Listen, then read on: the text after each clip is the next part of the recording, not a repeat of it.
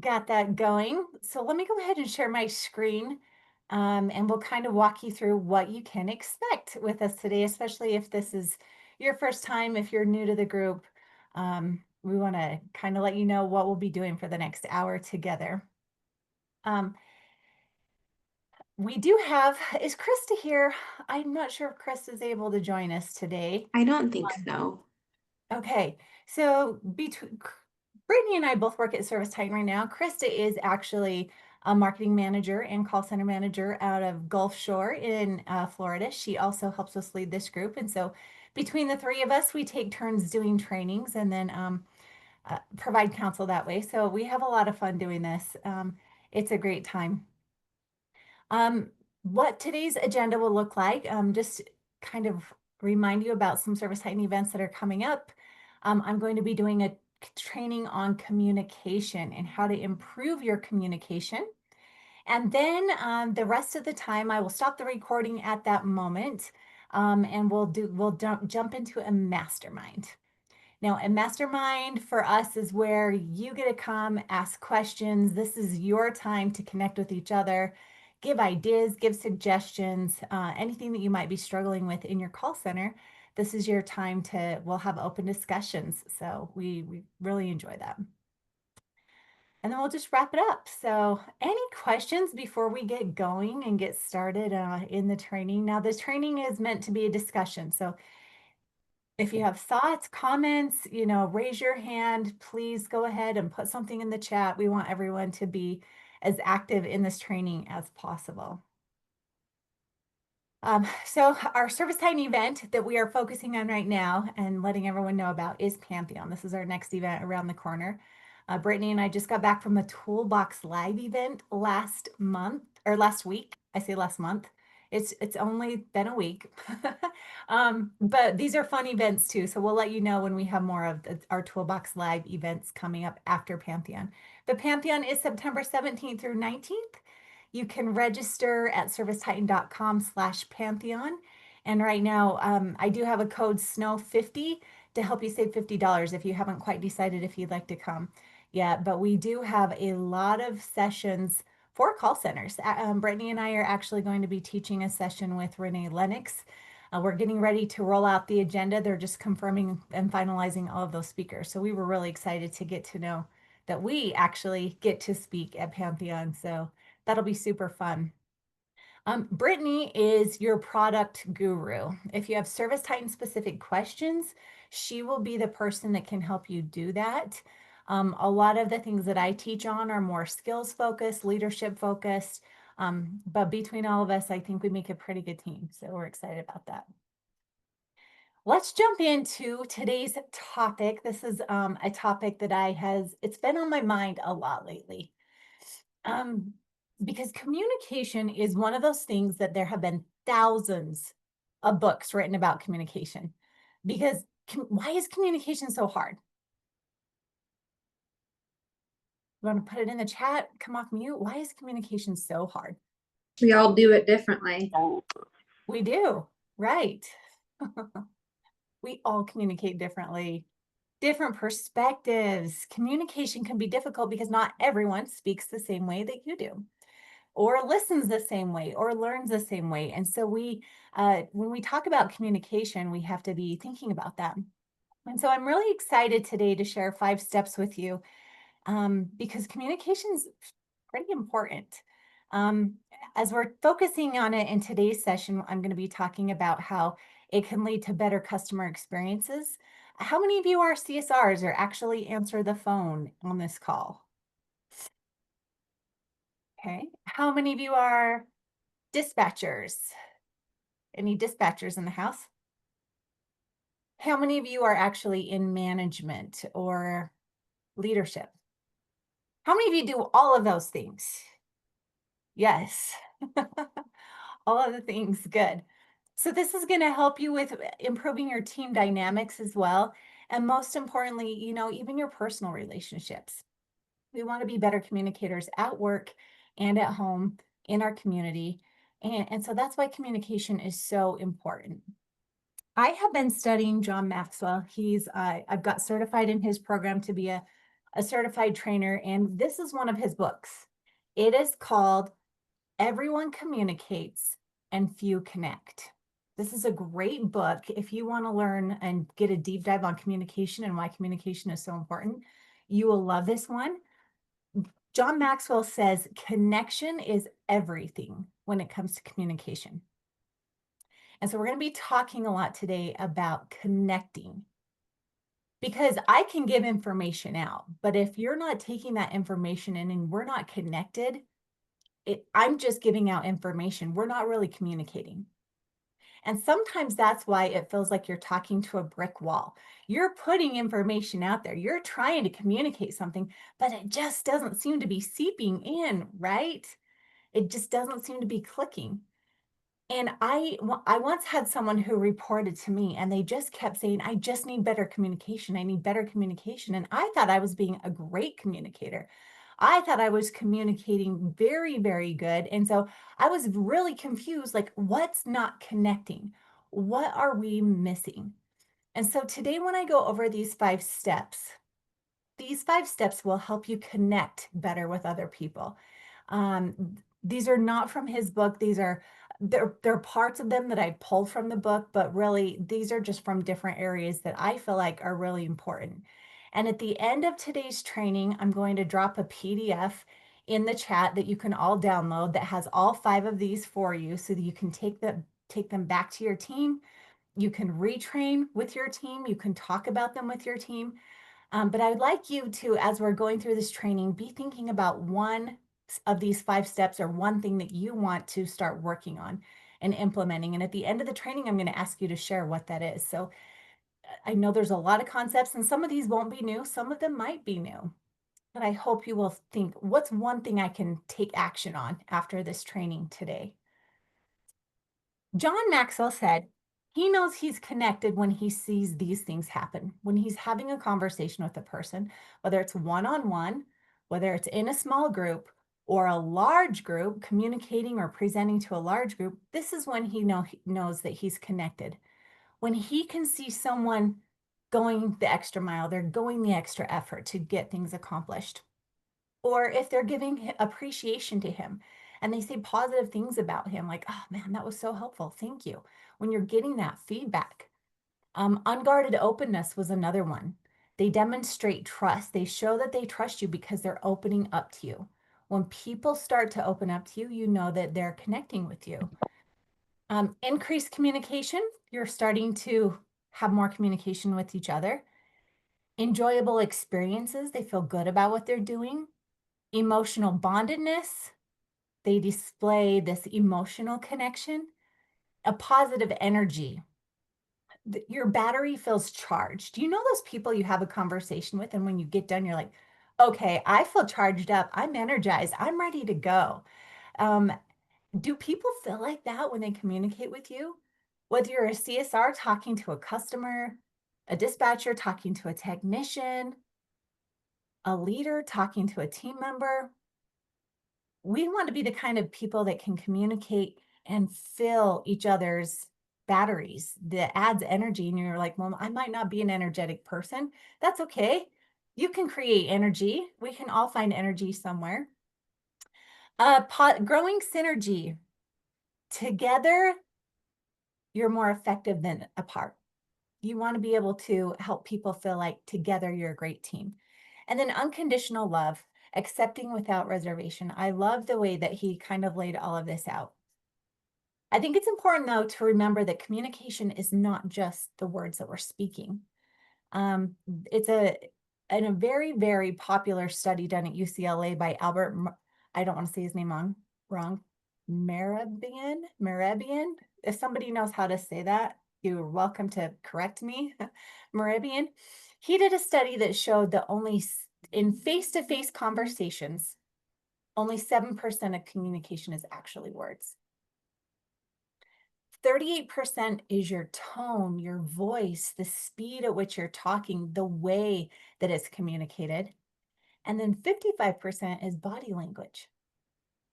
You can tell a lot of how a person is feeling or thinking just by looking at their body language.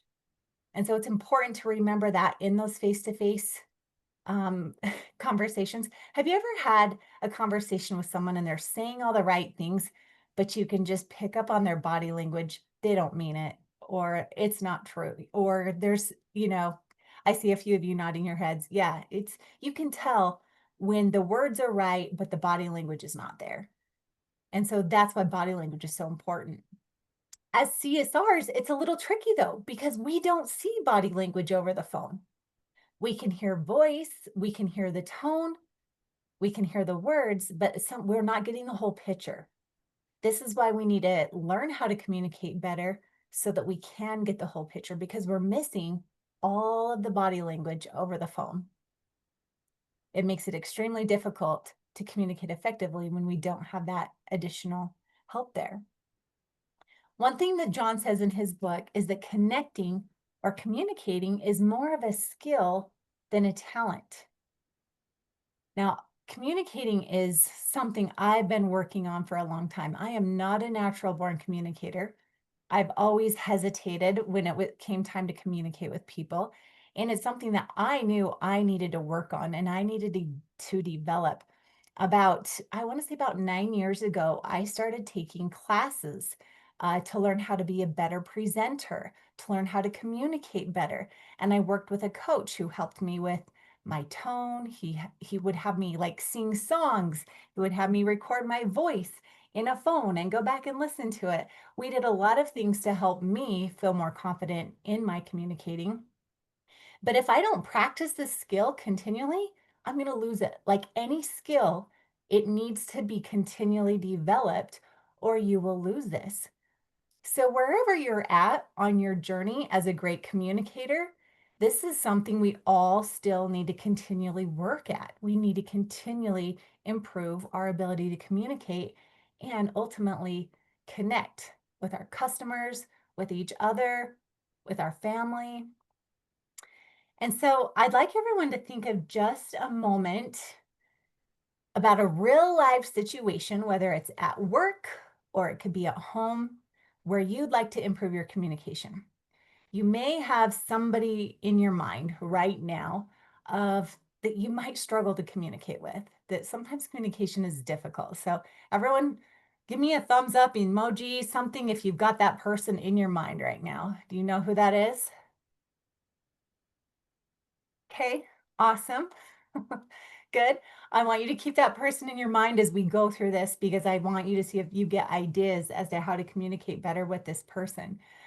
For me, as I was planning this week for this topic, I was thinking about my son. I have a son that is 18, almost 19, and he's an installer for my company, for my heating and air conditioning company. And he's been very, very busy right now, very overworked. He's been putting in 10-hour days, sometimes 6 days a week. And I'm having a hard time communicating with him, number one, because he's not home. But number two, he's just tired, he's busy, and he's a teenager. So teenager did this whole extra level of crazy communication when you're trying to connect with teenagers, right? But this is the person, just so you know, in my mind that I'm thinking about as I go through some of these steps. At work, these could be your customers. This could be a customer that is just difficult. This could be leadership, whether it's someone you report to, someone that reports to you, thinking about that dynamic. It could even be your field team, your technicians, a sales guy, that one person on your team that is just so hard to connect with, right? So hopefully you've all got someone in mind there. All right, let's look at this. Those of you that have done a lot of trainings with me, you know I love a good framework. It helps me remember. And so my 5 steps align with these 5 letters, clear, CLEAR. So we're going to start with the first one. And it's all about connecting by listening. John Maxwell says connecting is all about others. If you want to communicate well with someone and connect with them, we have to start by listening. Now, remember what we talked about? It's not just the words, it's our body language, it's our tone. And so when I was thinking about this with my son this week, I was like, well, first of all, I need to see him. And a lot of times I go to bed and he's out with his friends, but I have been waiting up late so that when he comes home, I have time with him. And then when I'm talking to him, my phone gets put away. My body, I've got this open body language. I'm leaning into him. I'm making eye contact with him. My body is saying, I'm here to listen to you. Now, on the phones, CSRs, you can do the same thing, right? I know you have 100 distractions. You've got 6 screens. You've got phones ringing. You've got people talking. You've got a task list of things to do. But when that customer is on the phone, how do you give them your undivided attention and you make it all about them? You've got to go in with all listening. And I know that we talk about active listening, we talk about that, but if you want to be a better communicator, we have to start with listening. 3 questions people are asking about you. As they're talking to you and you're listening, these are things that they're trying to gather. Number 1 is, do you care for me? Do you actually care about me? Because why am I going to waste my time talking to you if I don't feel like you care about me? And if I feel like you care, I feel like we can start connecting. Number 2 is, can you help me? Especially when we think about customers calling in, nobody wants to be sold to, they want to be helped. And so when we go into this mindset of, I'm here to help you, how can I help you? They're more willing to open up to us. Number 3, can I trust you? Trust is one of the most important things you can do. When I'm teaching a lot of my CSR trainings, the first thing I ask my CSRs to do is build a relationship of trust with that customer. Because trust is more important than love. Like, they need to know they can trust you. If they can trust you, they will share more with you. They will open up to you. And so as you're listening to people, this is the mindset you have to go into.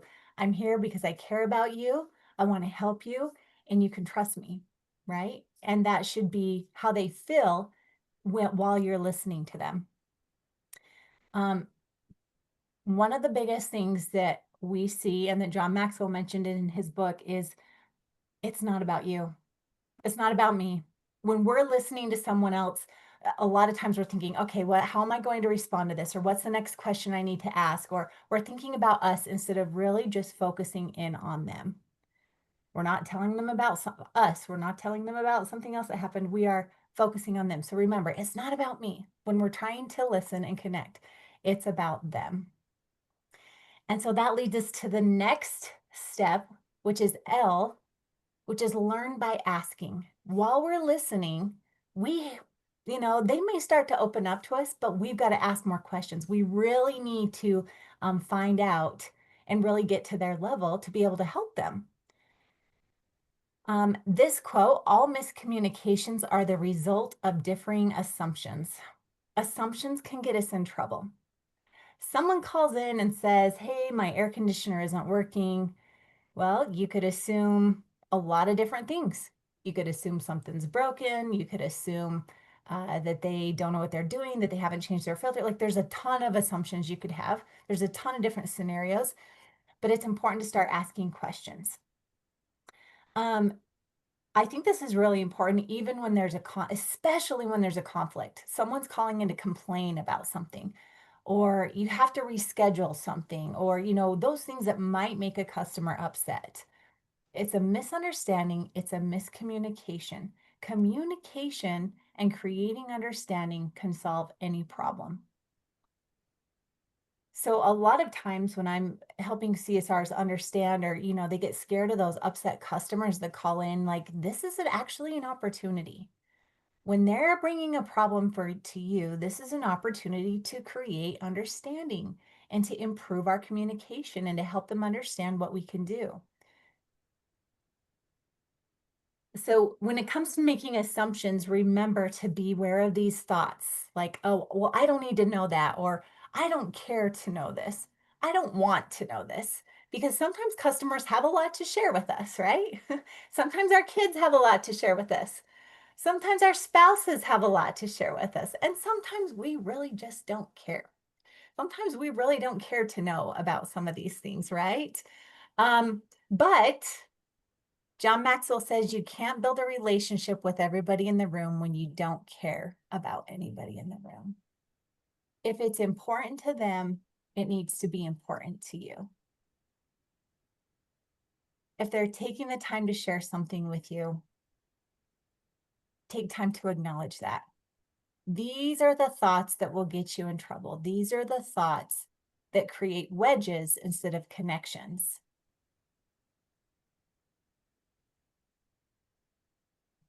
Let's move on to E.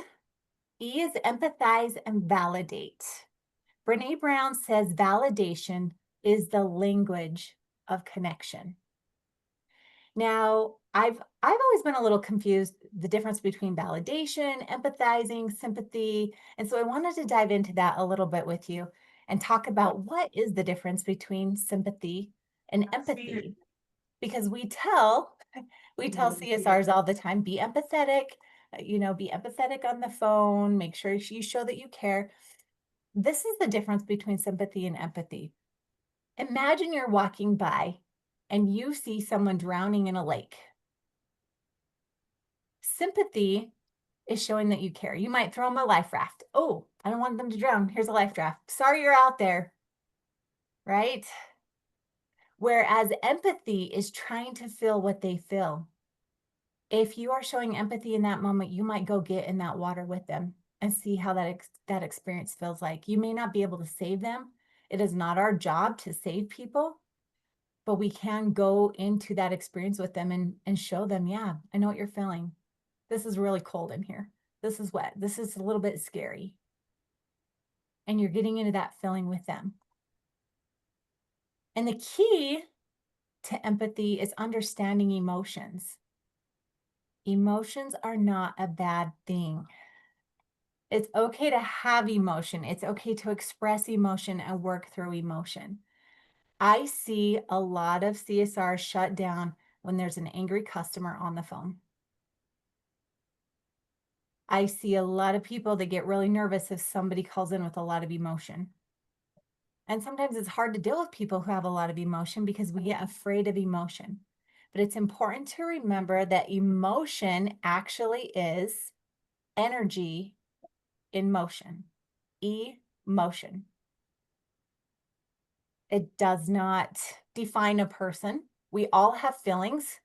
We experience a lot of feelings throughout the day. We can be super happy in one moment. We can be stressed in another moment. We can be excited in another moment. We can be really disgusted and upset and angry. Like we can have a series of emotions all day long.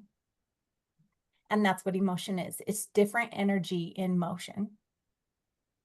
And so don't be afraid of emotion. Don't be afraid when you're talking to someone who gets emotional. Simply try to have empathy and understand why they feel the way they do. Get down to the root of that emotion. I had a CSR once, and I think some of you, I've told you this before. She told me, I don't feel empathy. So my boss said I don't have to show empathy on the phone. And I will validate that. I know that not everyone feels or is as empathetic as others. That is kind of an inherent gift that some of us have or some of us don't have to feel what other people are feeling. My oldest daughter is extremely empathetic, extremely empathetic. She really leans into other people's emotions and she can feel what they're feeling. And it was very difficult for her to be a CSR because she just needed to help every single person. And, she was very, very empathetic with everyone. I have another daughter, not very much empathy at all. And it's to no fault to her. It's just not her natural thing to have empathy. And so if you have a CSR, if you're working with a CSR that just is not as empathetic and that is not a natural thing, it's hard to teach someone empathy. It's okay to teach them how to validate though, right? So if it's sympathy, we don't want to give our customers sympathy. That just feels like a pity party. Well, I feel bad for you. That's not working well. I feel bad. Empathy, I can imagine how that felt. You're sharing that feeling. But if you have a hard time feeling empathy, what I would recommend is validate. When we validate people, and you don't have to agree with them to validate them, Oh, you can just be like, that makes sense. That makes sense you'd feel that way. I can see why you would feel that way. Even if you're not sharing that emotion, we can still validate other people. So, to bring this back to the example of my son, we were having a conversation last night. He got home about 10:30. This is his third day of a plus 10-hour plus day. He was exhausted. He was tired. And I sat down and I just listened and I let him talk to me and I asked more questions to learn more. And then I validated everything he was saying. It's just frustrating because these salespeople are selling these new air conditioners that don't match with the old air condition or the old furnaces. And so we can't get them to talk to each other. Yeah, I bet that's super frustrating. Like I was validating every single point he brought up to me. And do you know what happened as I validated that? He would tell me another thing.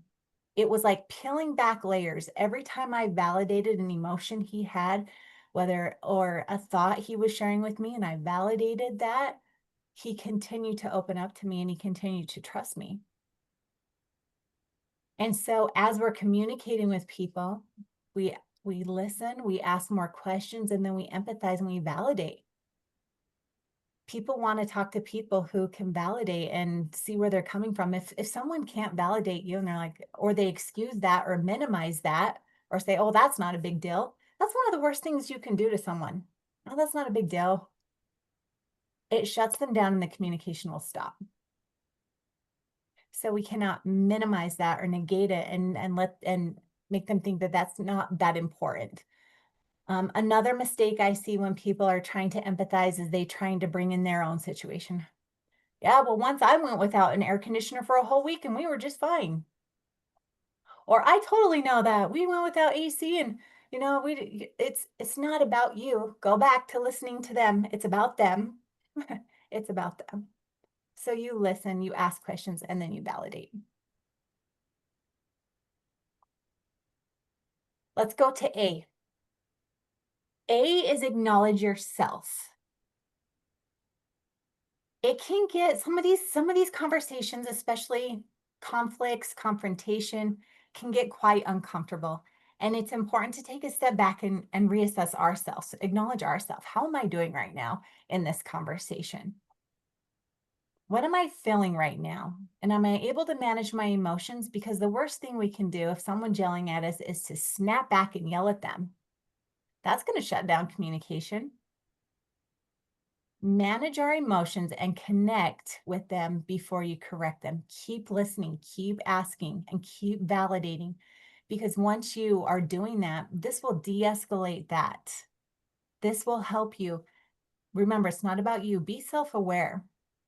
Um, a lot of times, people, especially in stressful or confrontational situations, we typically respond in one of four ways. We freeze in a situation like that and we just stop. We might fly, we might just like get out of here. I don't want confrontation. Some people are fighters and they're going to be like, Bring it on. Let's talk about this." Right? And other people will fawn, which fawning means they will just agree. I'll agree with whatever you want just so you're happy, even though I say what you need to say so that you'll calm down. And so none of these, I don't want to say there's a right or a wrong thing to do. I'm just saying be aware of how you react in confrontation, in difficult conversations. And how can you manage that emotion so that you can continue to connect and try to work through this? Does anybody want to share? Can anybody think of a certain situation? How do you respond? Anyone feel free or feel comfortable sharing with the group? You're welcome to even put it in the chat. I'm a freeze. Brittany, freeze and flight. Yep. I typically freeze because I'm like, I don't know what to do right now. And I need time to think about it. Some more freeze and flights, some fawns. Okay, Amber, fight or fawn. Yep. Okay. The key here is just to notice yourself and notice how you're responding. because when we're communicating, we want to show up as our best self. And when things get difficult, sometimes we do need to just kind of take a step back, because it's going to be really hard to connect with someone when emotions are high and people are angry. We've got to be able to bring that down, and we can't manage other people's emotions, but we can manage our own emotions. This power of emotional intelligence, um, I know I wish people would teach more about emotional intelligence in school. I wish there was a course on that, how to manage emotions, how to understand emotions and work through those. And I'm sure, if you get a degree in psychology or something like that, there are classes like that. But I think this is such a powerful thing for kids to learn. We learned last week at our Toolbox Live, Brittany, correct me if I say this wrong, Keith Mercurio was talking about a lot of us revert to our 8-year-old self when we get in some of these awkward situations. And so if you think back to what was my life like at 8 years old, that typically kind of coordinates with how you act and why you act the way that you do based upon your childhood. And I'm not a therapist by any means, so I'm not going to go too deep on that, but I do, it's something to think about, why do I react certain ways, and how can I manage those emotions better so that I can deal with these confrontational moments.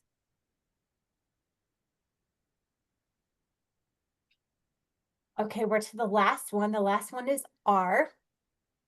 R is to respond by serving. Gandhi said the best way to find yourself is to lose yourself in the service of others. So how can you serve? As you're communicating, what can I do for you? Ask them, how can I help you? What can I do for you?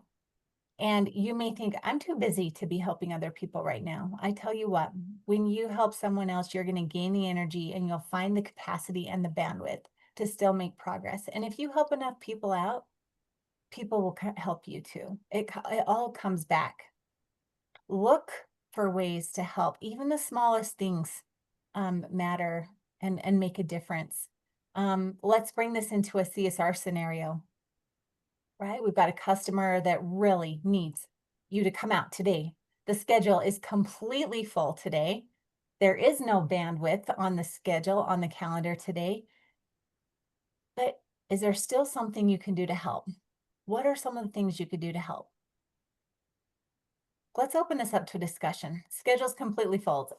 I can relate to this right now. I know I've been talking to a few other companies, especially if you're in heating and air conditioning. Schedules are full. You're needing to reschedule. How can you help that person that really needs to get somebody out today? Who'd like to come off mute and share? Maybe a conversation with the tech while he's on transition to, dispatching to another customer. Maybe you can give them a call and try to, assuage their situation and maybe walk them through a couple troubleshooting steps just to know that they're there, or we're there rather. Yeah. Good, Wendy. Thank you for sharing that. What we Sometimes it's just do a if we're conversation. busy, Go ahead, Brittany. if a customer that is going to do an AC tune-up and they're cooling, we normally would reach out to them to see if we can reschedule them to take care of a customer that's not cooling. Mm-hmm. Mm-hmm. I love it. You're looking for other solutions. Who is maybe not in such a critical predicament right now that we could reschedule them or move them so we could take care of this one that's a little more important? Thanks, Brenda. How about offering an urgency list? Let's get you on the schedule for tomorrow. I'll put you on my urgency list. And if we have a change in our schedule, something opens up, the technician's running ahead, we can get out there sooner. That really helps a lot of customers. I don't want to say calm down, but that's the word that's coming to my mind. Because knowing that they're on that urgency list, that they are an urgency, and you're like you just said, validating them and taking them into consideration really helps. Right. And how do we do that on ServiceTitan? How do you make an urgency list on ServiceTitan? What are some of the solutions you've come up with to uh, maybe tag those customers? Oh, I see lots of tags. Tag those customers so that you know who you could move up. Available sooner is another tag I've seen. I've seen some people create a fake technician that's not a managed technician and put those jobs all on the fake technician. Label those differently and leave them in the unassigned dispatch board so your dispatchers can quickly move them up if a spot opens up. Good.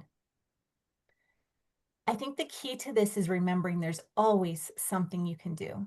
There's always something, a way that you could help out.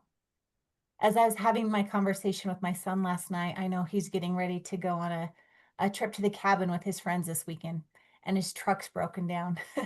And he's been using my husband's truck, which is fine, but it would be better if he had his truck. And so, I'm asking him, how can I help you? Would it be helpful if I took your truck to the shop for you? Can I help you? I know you don't get paid. Would it help if I paid for it and you paid me back later? Like, what I was trying to find ways that I could help him.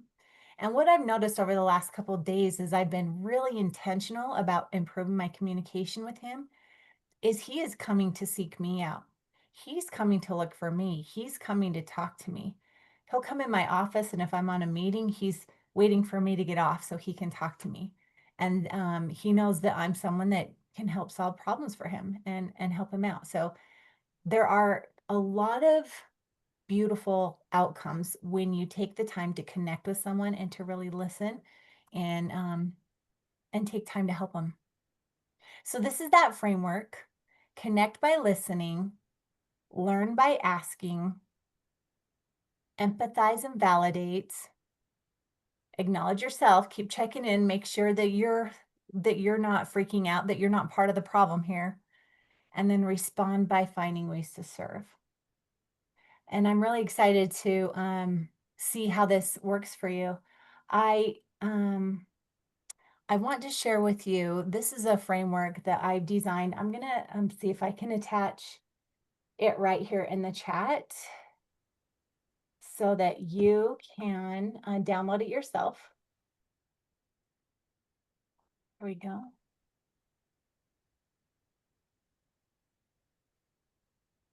You should be able to download that. And you can print that out. You can use it as a training resource for your team. You can have conversations, discussions. I think this would even be a really cool 5-part training if you wanted to focus on one of these each week for 5 weeks with your team and have a deeper discussion about each of these 5 steps. So it would be just kind of a nice way to help improve overall team communication. When we each take responsibility, when we each realize what we can do, and we realize that communication is a skill and we can improve it by doing these 5 things, then we can all rise and we can all have better outcomes in our company. All right, what questions?